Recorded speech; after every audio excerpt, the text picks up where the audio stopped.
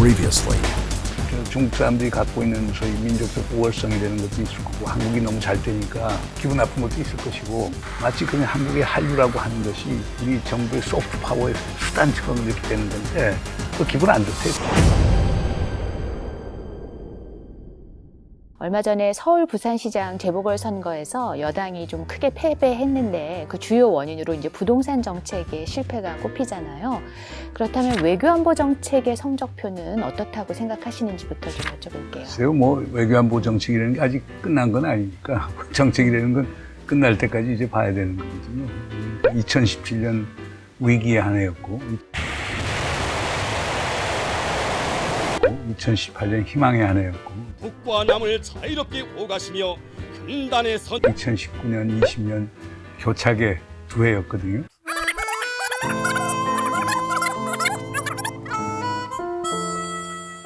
뭐 빛과 그림자가 다 있다고 봐요. 그렇기 때문에 그걸 낙제점을 줄 수도 없고 그렇다고 A를 줄 수는 없는 거니까 제가 볼 때는 뭐 목표 설정은 잘했는데 너무나 소위 담대한 목표를 설정한 게 좀 문제지 않는가 생각이 드는데 또 안타까운 점은 그거예요. 우리가 뭐 작은 성공들이 좀 많이 이어져야 큰 성공으로 가는 건데 작은 성공들이 결국 없었다는 거예요. 그건 또 구조적인 이유 때문이기도 하죠.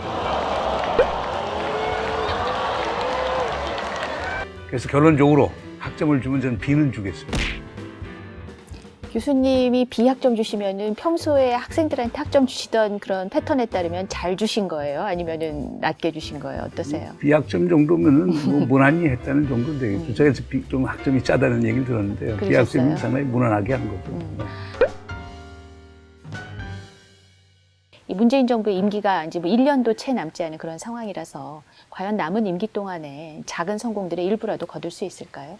쉽지 않겠죠. 우리 대통령께서 이제 뉴욕타임스 인터뷰하고 하는 데서도 얘기를 하셨지만 하여간 바이든 대통령이 빨리 미국하고 대화를 재개하고 협상을 재개하는 이런 것이 있다면 결국에 남북 간의 관계도 좀 개선이 될 거고 그러면 남은 임기 동안에 또 조그만 성공들도 가져올 수 있지 않느냐 생각이 드는데 하여간 뭐 쉽지는 않을 겁니다. 그러니까 왜냐하면 구조적 변수가 많고 또 북측 자체가 뭐 코로나 사태부터 시작해서 아주 움츠리고 있기 때문에 쉽지는 않겠지만 노력을 해야 되겠죠.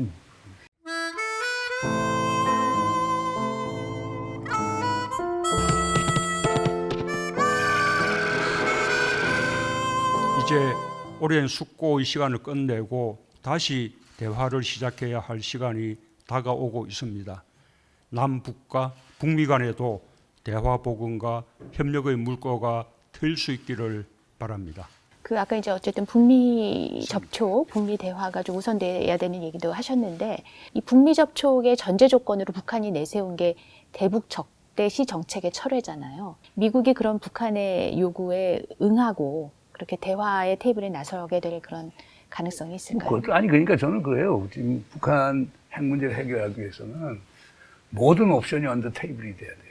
그러니까 플랜 A도 있고 플랜 B도 있고 그중에 넘버 원은 아마 관계 개선일 거예요. 근데 뭐 쉽지는 않을 거죠. 왜냐하면 지금 바이든 행정부 같은 경우는 이제 인권이라고 하는 게 주요 아젠다로 등장했기 때문에 그걸 만약 한다라고 하면 북에서 나서기 상당히 힘들겠죠. 그러니까 북 핵 문제하고 인권을 같이 동시에 같은 비중으로 미국이 들고 나오면서 북한에 협상을 하자고 하면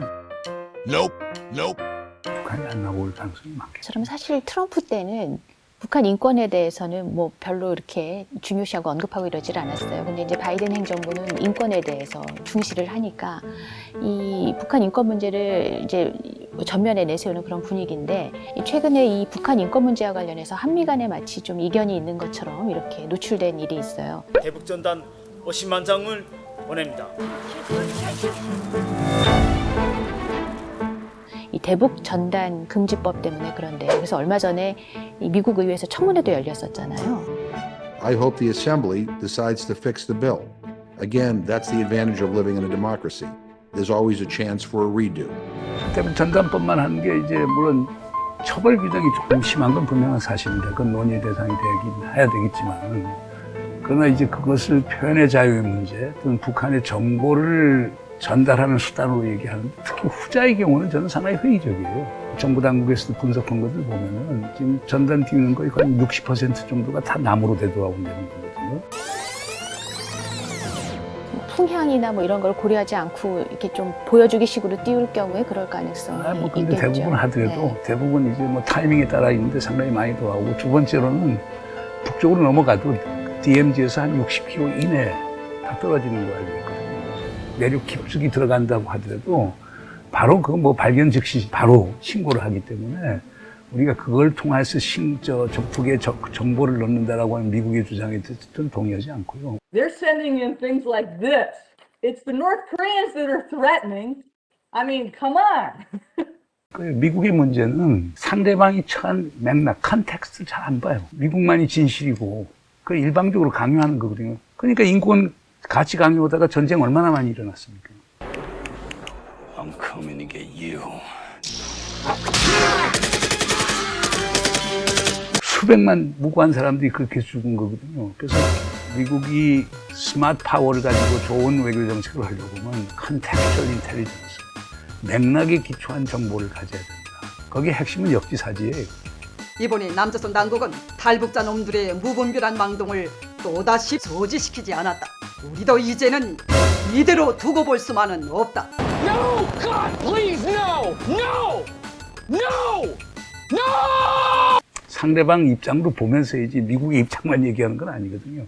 저는 그렇게 얘기하고 싶습니다. 사실 그런데 이제 뭐 우리 야당이나 아니면은 이제 미국에 있는 그런 뭐 정치인들 아니면은 뭐 인권 단체들 이런 쪽에서는 아니 인권 변호사 출신 대통령이 있는 나라에서 어떻게 인권을 그렇게 근데 볼 때는 눈 감냐 이렇게 비판을 하잖아요. 그건 온당하지 않죠.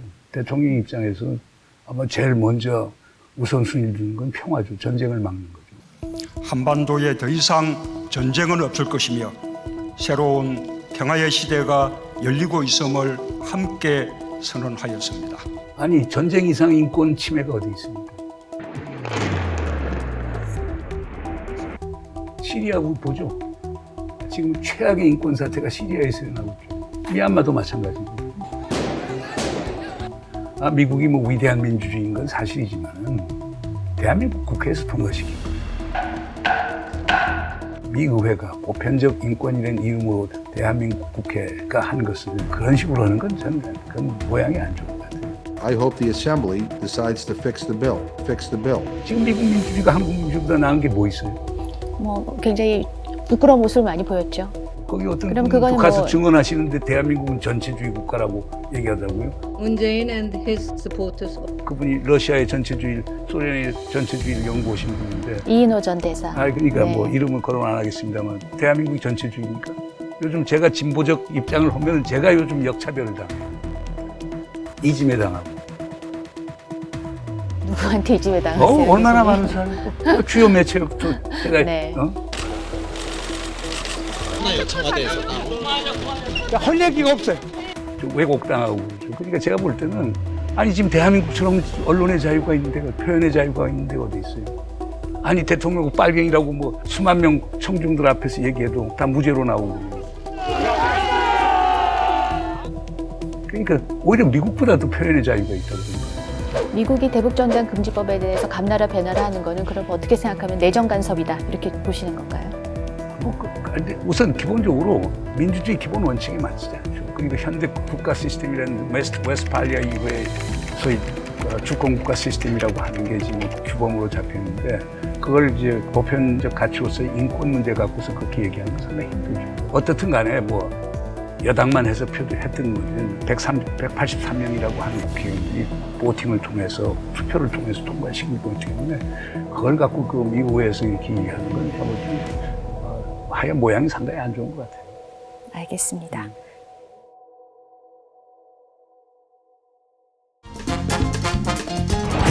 문재인 대통령이 굿캅 역할을 하기 위해서 배캅 역할을 한다. 무슨 특보나 이 자문지를 만드는 것은 중요한 역할을 할 수는 없어요. 왜곡 보도하고 앞뒤 잘라서 보도하면서 이 담론이 더 효과가 있게 만드는 부분도 또 있었고.